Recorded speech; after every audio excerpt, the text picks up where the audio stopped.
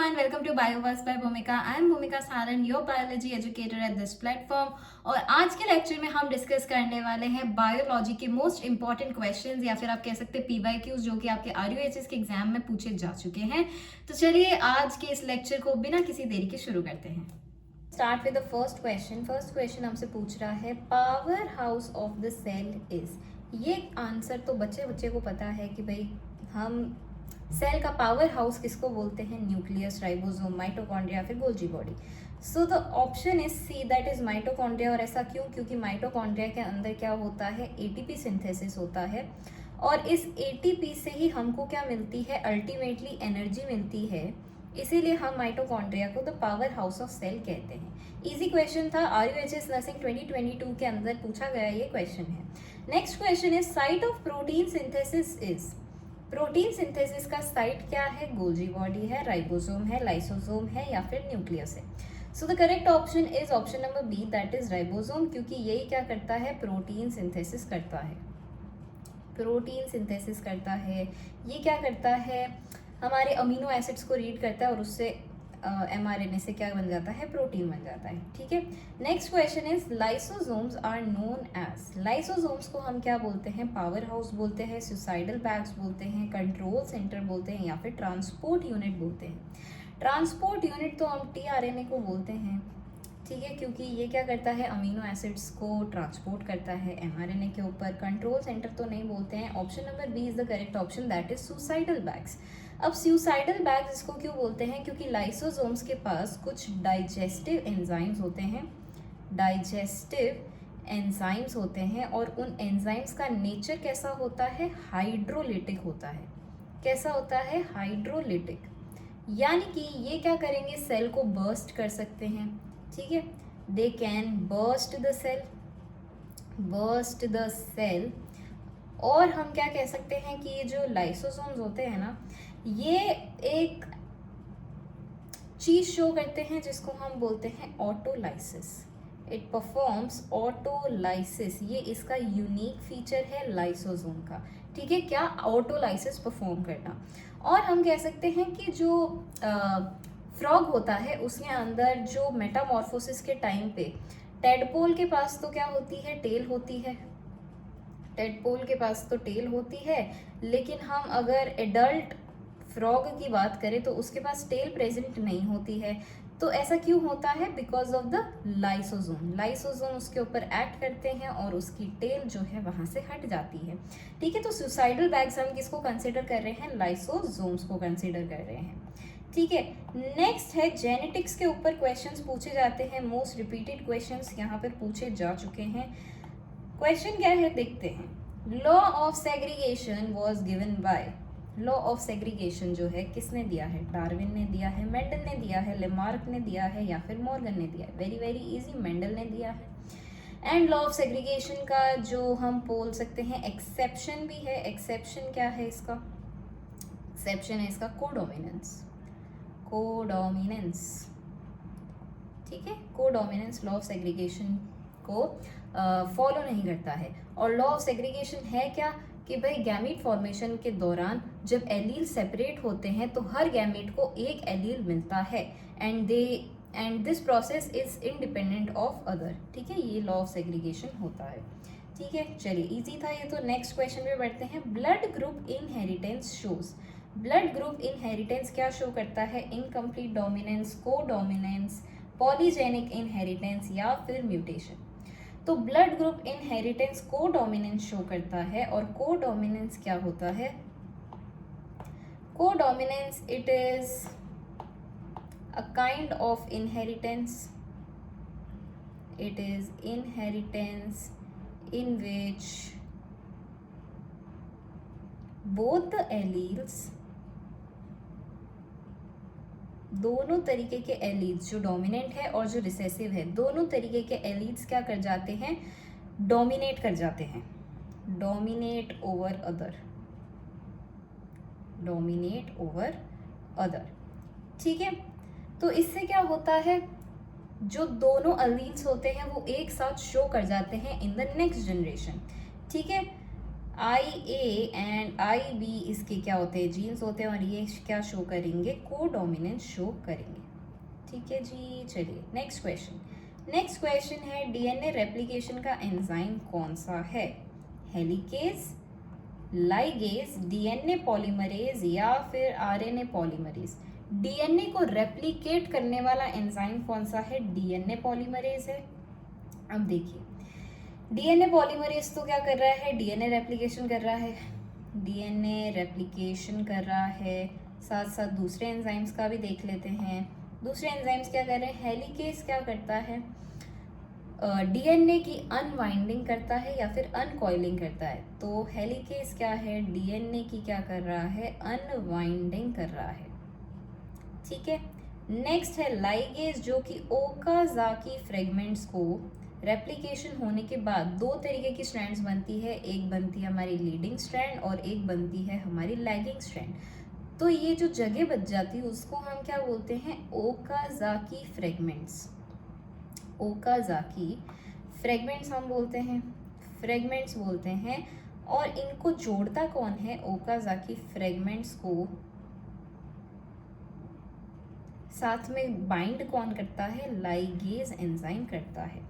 RNA polymerase क्या करेगा, एक आरएनए प्राइमर लेके आएगा, आरएनए प्राइमर लेके आएगा ताकि उससे क्या हो, जो रेप्लिकेशन है वो इनिशिएट हो सके। चलिए नेक्स्ट क्वेश्चन की अगर हम बात करें तो नेक्स्ट क्वेश्चन है the functional unit of kidney. अच्छा, अब ह्यूमन फिजियोलॉजी से भी बहुत सारे क्वेश्चंस आते हैं और ह्यूमन फिजियोलॉजी से एम्स बीएससी नर्सिंग और आरयूएचएस के अंदर काफ़ी सारे क्वेश्चंस हमको देखने को मिलते हैं।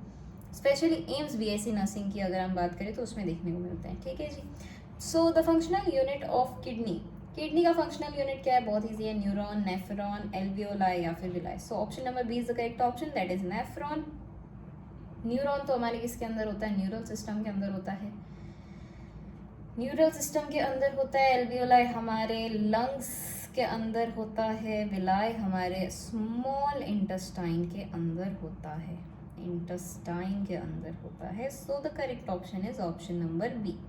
ठीक है, hormone lowering the blood glucose, yes now this is the question. ऐसा कौन सा हार्मोन है जिससे हमारा जो ब्लड ग्लूकोज है वो क्या कर रहा है, लोअर कर रहा है, कम हो रहा है। ठीक है, ग्लूकेगॉन, इंसुलिन, थायरॉक्सिन या फिर एड्रीनलिन। देखिए ग्लूकेगॉन जो होता है ये हमारे ब्लड शुगर लेवल को क्या करता है, हाई करता है। इंसुलिन क्या करता है, ब्लड शुगर लेवल, ये BSL क्या है, that is your blood sugar level, है ना, ब्लड शुगर लेवल है ये। ठीक है, इसको क्या करेगा, लो करेगा। ठीक है, और ये सिक्रीट कहाँ से होगा, it secretes from the beta cells of pancreas, beta cells of pancreas के बीटा सेल से ये सिक्रीट होता है और हमारे ब्लड शुगर लेवल को लोअर करता है, that is your hormone insulin. ठीक है, नेक्स्ट क्वेश्चन पे बढ़ते हैं। नेक्स्ट क्वेश्चन है balance of body is controlled by which part of the brain, cerebrum, cerebellum, medulla या फिर हाइपोथैलेमस। अब हमारे ब्रेन के अंदर जो सेरिबेलम होता है ये हमारे बॉडी को कंट्रोल करता है। कैसे करेगा, जैसे कि हमारे पोस्चर को मेंटेन करता है और मसल मूवमेंट्स को भी कंट्रोल करेगा। ठीक है, चलिए अब दूसरे पार्ट्स का भी हम देख लेते हैं एक बार। फिर अगर हम सेरिब्रम की बात करें so it is the largest part of brain, largest part of brain है ये। और मेडुला की अगर हम बात करें सो ये हमारे क्या है, it is a part of brain stem. Brain stem का क्या है, ये पार्ट है, ब्रेन स्टेम का पार्ट है जो कि क्या कंट्रोल करेगा, it controls our heart beat, breathing and BP को कौन कंट्रोल करता है, मेडुला। एंड अगर हाइपोथैलेमस की हम बात करें so hypothalamus is your master gland, है ना जी, it is your master gland and ये क्या करेगा, बॉडी को बैलेंस में लाएगा, बॉडी को बैलेंस में रखेगा, अपने बॉडी टेम्परेचर को मेंटेन करेगा, बॉडी टेम्परेचर को मेंटेन करेगा एंड हमारे हंगर और थर्स्ट को भी यही मेंटेन करता है। हमें जो भूख लगती है, प्यास लगती है, ये भी कौन कंट्रोल करेगा, हाइपोथैलेमस ही कंट्रोल करेगा। नेक्स्ट क्वेश्चन है, oxygen is carried by, oxygen किसको कैरी, कौन ऑक्सीजन को कैरी करता है, प्लाज्मा, प्लेटलेट्स, हीमोग्लोबिन या फिर WBC। So the option number C is the correct option, जो कि है हीमोग्लोबिन। हीमोग्लोबिन एक ऐसा प्रोटीन है जो कि ऑक्सीजन के साथ बाइंड करके उसको ट्रांसपोर्ट करेगा, ठीक है। सो हीमोग्लोबिन एक ऐसा प्रोटीन है जो कि क्या करेगा, ऑक्सीजन को क्या करेगा, ट्रांसपोर्ट करेगा। ओके जी, नेक्स्ट क्वेश्चन पे बढ़ते हैं, प्लांट फिजियोलॉजी देखो दोनों में ही बहुत इंपॉर्टेंट है, एम्स में भी इंपॉर्टेंट है और RUHS में भी इंपॉर्टेंट है। सो photosynthesis occurs in mitochondria, chloroplast, ribosome या फिर न्यूक्लियस। क्लोरोप्लास्ट, क्योंकि ये क्लोरोप्लास्ट इकलौती सेल है जो कि प्लांट सेल है, जो कि क्या है, एक प्लांट सेल है और इसके अंदर ही फोटोसिंथेसिस होता है, ठीक है।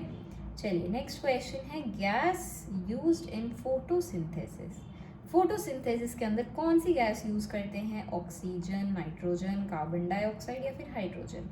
सो हम यूज करते हैं कार्बन डाइऑक्साइड। कैसे पता हमको पता है कि भाई सनलाइट और कार्बन डाइऑक्साइड की प्रेजेंस में फोटोसिंथेसिस होता है। सो इसकी एक इक्वेशन भी है, that is your CO2 plus H2O gives us glucose